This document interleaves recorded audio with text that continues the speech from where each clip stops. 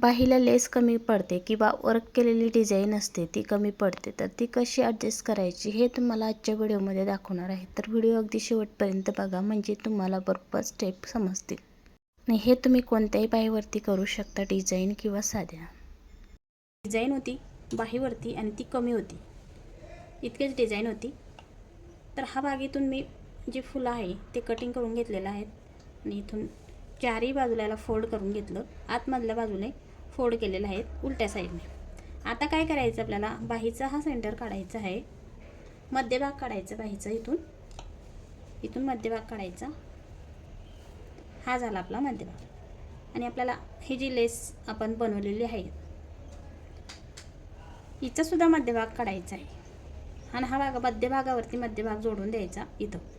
आणि इथून आपल्याला चारही बाजूला आपल्याला स्टिच करून घ्यायचं आहे. आता मी हे स्टिच करून घेते.